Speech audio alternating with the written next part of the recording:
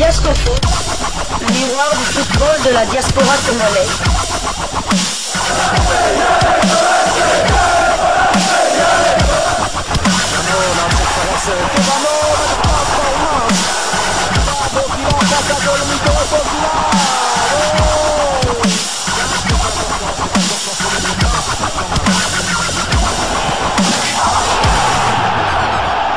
Diasco Foot, le miroir du football de la diaspora congolaise.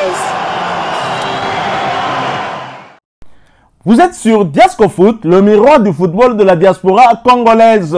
Diasco Foot vous dit bonjour, tout le plaisir est pour nous de vous retrouver, mais surtout de savoir que vous êtes nombreux en train de suivre votre chaîne YouTube dédiée uniquement aux footballeurs de la diaspora congolaise.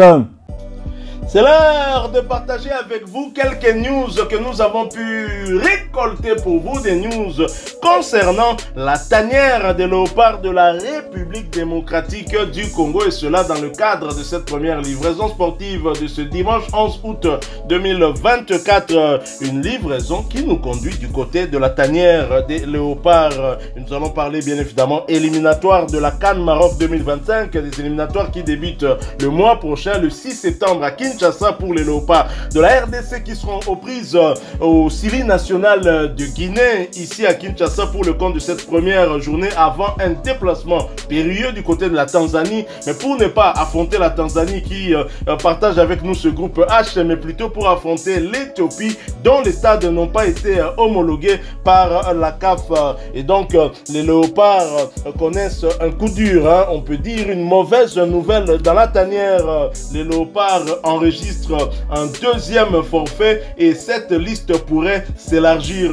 La RDC sera privée d'un nouveau joueur lors des deux premières journées des éliminatoires de la CAN 2024. Il s'agit de Grady Diangana qui s'est malheureusement blessé au mollet en pleine préparation de la saison prochaine avec son club West Bromwich Albion. Grady Diangana sera indisponible pour environ 2 mois. Il est forfait suite à une blessure contractée au mollet au cours des séances d'entraînement avec son club West Bromwich Albion, club qui va évoluer en Championship, deuxième division anglaise.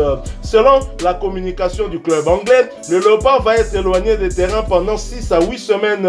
C'est un coup dur pour la RDC qui va devoir se passer d'un deuxième joueur après Cédric Bakambu, dont on ignore, c'est vrai, s'il pourra revenir à temps pour le démarrage des éliminatoires de la CAN Maroc 2025 prévu le 6 septembre prochain pour les léopards de la RDC. Alors si pour Bakambu il y a encore de doutes quant à son retour, sa présence lors du démarrage de ces éliminatoires, pour Grady Diangana par contre il n'y a aucun doute. À en croire son entraîneur Carlos Corberan, il souffre d'une blessure au mollet et pourrait être absent pendant 6 à 8 semaines. Il parle bien au conditionnel, ce qui veut dire que ça peut être un peu moins ou peut-être légèrement plus.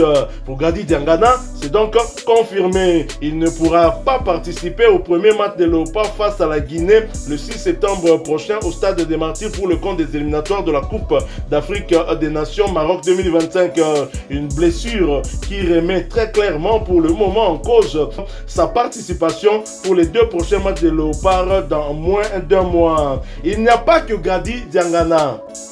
Un autre léopard présent lors du dernier rassemblement des léopards pourrait être aussi absent. Et les léopards ne sont pas au bout de leur peine. Si le forfait de Grady Diangana est confirmé, l'état de santé de Simon Obanza est par contre en observation. Selon les informations qui nous viennent du Portugal, l'attaquant congolais était une fois de plus indisponible pour la dernière rencontre qui avait opposé le jeudi dernier son club Braga au FC Servette de Genève pour le compte du 3e tour aller des préliminaires de l'UEFA Europa League. En effet, le joueur était mis à l'écart en raison des douleurs dont il souffrait au niveau du genou. Simon Banza est donc convalescent. On verra s'il sera là lors du prochain match de son équipe, le SC Braga, match de la première journée de la Liga portugaise, championnat portugais de première division, où le SC Braga accueillera Estrela Anadora. Et ce match est prévu pour ce dimanche 11 août 2024 sous le coup de 20h30 heure de Kinshasa, 21h30 heure de Goma.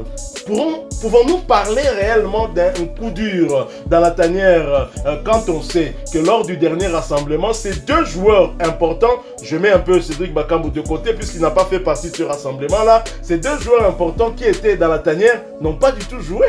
Oui, tout à fait, c'est quand même un coup dur vu plus qu'ils ont fait partie de la liste de Sébastien Desabre. Comme Sébastien Desabre aime si bien le dire, il n'a pas 11 titulaires, il en a 24-25. Donc, comme ces joueurs-là étaient dans la liste de Sébastien Desabre, on peut parler d'un véritable coup dur.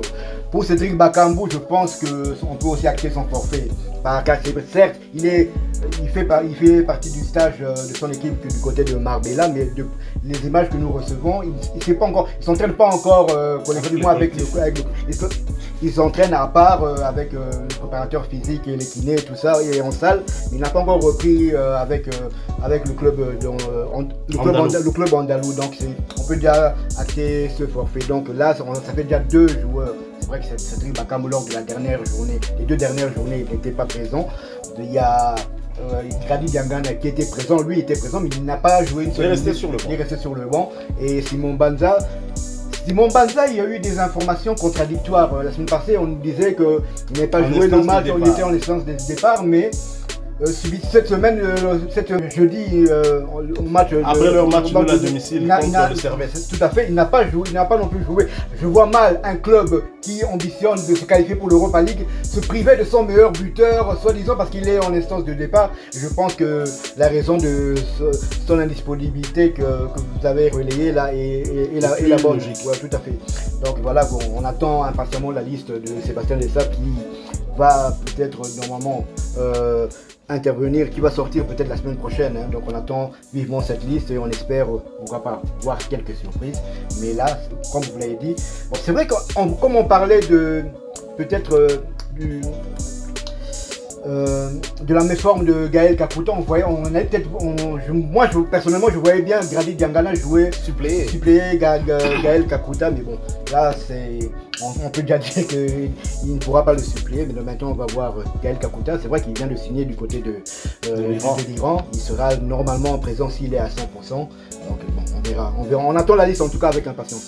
La liste va arriver bientôt et avant cette liste-là, d'ailleurs, nous allons essayer de supputer, essayer de faire une autre analyse, hein, parce que 2 à 3 absences, c'est quand même déjà beaucoup quand on sait que parmi ces joueurs, il y en a qui peuvent arriver déjà comme des cadres. Quelqu'un comme Simon Banza, un prétendant sérieux à la place des titulaires en l'absence de Cédric Bakambu et qui a été suppléé par Samuel Essende. On n'oublie pas Fiston Maël Kalala qui est peut-être l'attaquant ou l'avant-centre le plus en forme parce que lui, il n'a pas arrêté de jouer. Et du côté de l'Égypte, le championnat se poursuit. Il y a également un autre attaquant, ailier de son état, Shadrack Akolo, qui est le plus en forme en cette entame de saison. Mais Fiston Maël est quand même sur une longue période où il reste quand même plus ou moins constant. Il a eu même à ravir cette place de meilleur buteur du championnat égyptien avant qu'un joueur d'Al-Ali reprenne cette place-là. Je ne doute pas que jusqu'à la fin du championnat, il pourrait se passer encore beaucoup de choses. Donc, on va voir cette liste qui viendra. Est-ce que ça pourrait donner la chance à des joueurs comme William